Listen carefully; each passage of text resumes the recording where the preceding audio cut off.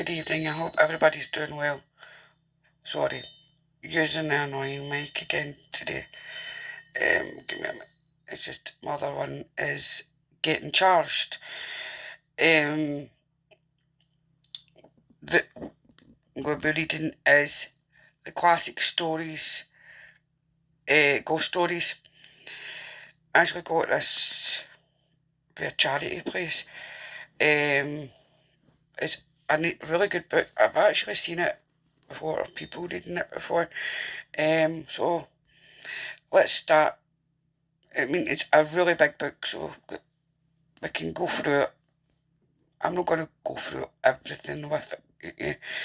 The first bit is called The Body Snatcher by Robert Louis Stevenson. I mean, does anybody believe in the afterlife or spirits or other religious ceremonies and like that? If you are, let me know. I mean, to me, we're spiritual beings living a human experience. That's the way I see it. And we've got to do good and spread love and light in this world rather than having all this division which governmentals etc. want you to do. So let's get into this. In his young days, Fettes studied medicine in the schools of Edinburgh. He had talent of a kind, the talent that picks up swiftly, or it hears and readily retails it for its own. He worked little at home, but he was civil, attentive, and intelligent in the presence of his masters. They soon picked him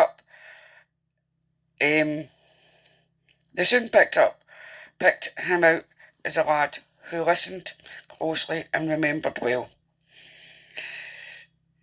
Nay strange as it seemed to me when I first heard it, he was in those days well favoured and pleased by his exterior. There was at this period a certain extramural teacher of anatomy, whom I shall here designate by the letter K. His name was subsequently too well known. The man bore its skilled through the streets of Edinburgh in disguise, while the mob that applauded at the execution of Burke called loudly for the blood of his employer. But Mr. K, when then at the top of his vogue, he enjoyed a popularity due partly to his own talent, and addressed partly to the incapacity of his rival. The university professor, the students at least swore by his name, and Fettes believed himself and was believed by others to have laid the foundations of success. When he acquired the favour of his meteorically famous man, Mr. K was a bon vivant as well as an accomplished teacher. He liked a shy allusion no less than a careful preparation.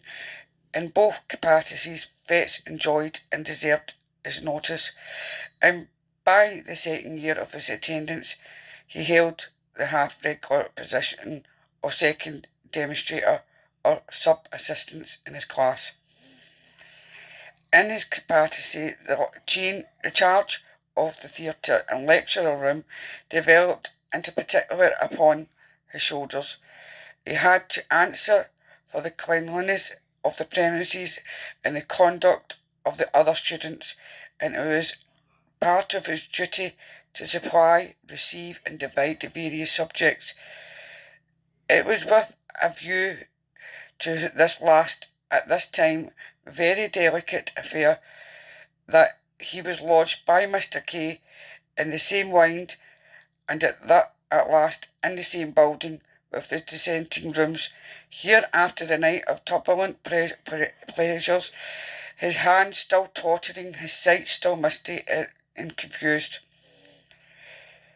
he would be called out of bed in the black hours before the winter dawn by the unclean and desperate interlopers who supplied the table. He would open the door to those men, since infamous throughout the land. He would help them and with their tragic burden, pay them with sordid price, and remain alone when they were gone. With the unfriendly relics of humanity from such a scene, he would return to snatch another hour or two of. I mean, you think, I mean, in these days, they paid people to take people's bodies and perform all sorts of autopsies. It's just for science and things like that. I mean, gladly it doesn't go on. I mean, you think when soldiers passed away, people used to steal their gold teeth and things like that and sell them for money. Slumber to repair the abuses of the night and refresh himself for the labours of the day. Few lads have been more insensible to the impressions of a life thus passed among the signs of mortality. His mind was closed again against all general considerations. He was incapable of interest in the fate and fortunes of another, slave of his own desires and his low ambitions, cold-light and selfish in the last resort. He had the modicum of Protestants miscalled morality which keeps a man from inconvenient drunkenness or punishable theft. He coveted besides a measure of consideration from his masters and his fellow pupils, and he had no desire to fail conspicuously in the external parts of life. Thus he made it his pleasure to gain some extinction in his studies, and day after day rendered unappreciable eye service to his employer, Mr. K. For his day of work he demystified himself by nights of roaring, blackguardly enjoyment, and when that balance had been struck, the organ that he called his conscience declared itself content. The supply of subjects was a continual trouble to him, as well as to his master. In that large and busy class, the raw material of autonomist kept perpetually running out, and the business thus rendered necessary was not only unpleasant in itself, but threatened dangerous consequences to all who were concerned. It was the policy of Mr. K to ask no questions in his dealings with the trade. They bring the body, and we pay the price, he used to say, dwelling on the alteration quid pro quo, and again, and somewhat profanely, ask no questions. He would tell his assistants, for coincidence sake, there was no understanding that the subjects were provided by the crime and murder. Had that idea been broached to him in words, he would have recoiled in horror, but the lightness of his speech upon so grave a matter was in itself an offence against good manners, and a temptation to the men with whom he dealt. Fetz, for instance, had also often embarked to himself upon the singular freshness of the bodies. He had been struck again and again by the hand-dog on the looks of the ruffians who came to him before the dawn, and putting things together clearly in his private thoughts, he perhaps attributed a meaning too immoral, and too categorical to the unguarded counsels of his master. He understood his duty, in short, to have three branches, to take what was brought to pay the price, and to avert the eye from any evidence of crime. One morning, November morning, his policy of silence was put sharply to the test. He'd been awake all night, and racking toothache, pacing his room with a caged beast, or throwing himself in a fury on his bed, and had fallen at last into profound, uneasy slumber that so often follows on a night of pain. When he awakened, you think in the times people were so people are desperate nowadays, but would you go to the lengths? I don't. No, nobody would. I hope nobody would steal somebody else's steal somebody's body, because that's vile. It was bad then, and it's bad now. If it does happen, was awakened by the third or fourth angry repetition of the concerted signal. There was a thin, bright moonshine. It was a bitter cold, windy and frosty. The town had not yet awakened, but an indefinable stir already preluded the noise and business of the day. The gulls had come later than usual, and seemed more than unusually eager to be gone. Fete, sick with sleep, lightened them upstairs. He heard their grumbling Irish voices through a dream as they stripped the sack from their sad merchandise. He leaned dozing with his shoulder propped against the wall. He had to shake himself to find the men their money. As he did so, his eyes lightened on the dead face. He took 2 steps nearer with the candle raised. "God Almighty!" he cried. "That is Jane Galbraith." The men answered nothing, but they shuffled nearer towards the door. "I know her, I tell you," he continued. "She was alive in Hartley yesterday. It's impossible she can be dead. It's impossible you should have got this poor body fairly." "Sure, sir, you're mistaken entirely," said one of them, but the other looked Fete darkly in the eyes and demanded the money on the spot. It was impossible to misconceive the threat or to exaggerate the danger. The lad's heart failed him. He stammered some excuses, counted out the sum, and saw his hateful visitor depart. No sooner were they gone than he hastened to confirm his doubts. By a dozen unquestionable marks he identified the girl he had jested with the day before.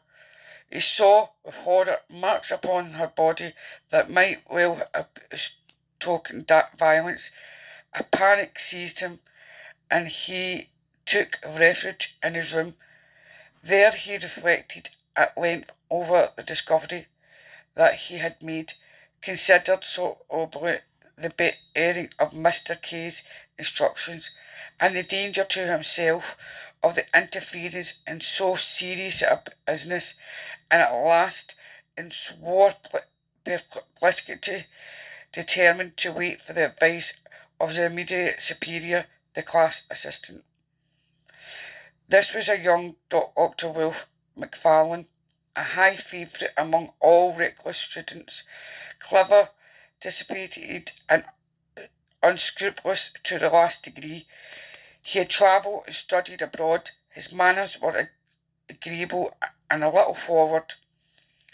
Sometimes we can all be like that sometimes. He was an authority on the stage, skilful on the ice or the links with skate or golf clubs. He dressed with nice audacity and to put the finishing touch upon his glory, he kept a gig and a strong trotting horse. With Fettes he was on terms of intimacy, indeed their relative positions called for some community of life, and when subjects were scarce, the pair would drive far into the country, into Macfarlane's gig, visit and desecrate some lonely graveyard, and return before dawn with their booty to the door of the dissenting room. On that particular morning, Macfarlane arrived somewhat earlier than his wont. Fettes heard him, and he met him on the stairs, told him his story, and showed him the cause of his alarm. Macfarlane examined the marks on her body. "Yes," he said with a nod, "it looks fishy." "Well, what should I do?" asked Fettes. "Do," repeated the other. "Do you want to do anything?" "Least it said Ernest mended, I should say." "Someone else might recognise her," objected Fettes. "She was as well known as the Castle Rock." "Well, hope not," said Macfarlane. "And if anybody does, well, you didn't, or don't.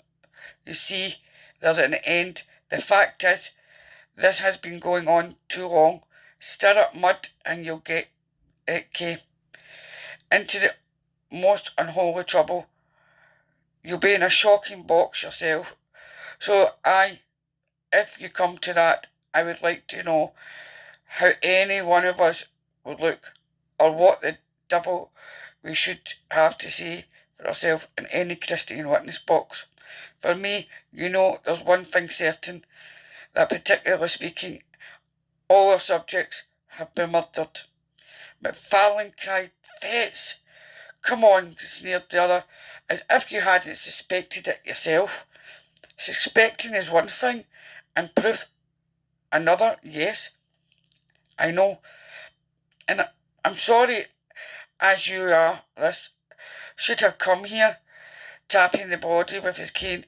"The next best thing for me is not to recognise it." And he added coolly, "I don't, you may if you please, I don't dictate, but I think a man of the world would do as I do. And I may add, I fancy that is what Kay would look for at our hands. The question is, why did he choose us two for his assistance?" And the answer, because he didn't want old wives. This was the tone of all the others to reflect the mind of a lad like Fettes. He agreed to intimate Macfarlane. The body of the unfortunate girl was duly desiccated, and no one remarked or appeared to recognise her. Right, let's leave it here, because there's quite a bit of this wee story, so we'll leave it here and I'll read more of it at another time. Sending love and light, and good night.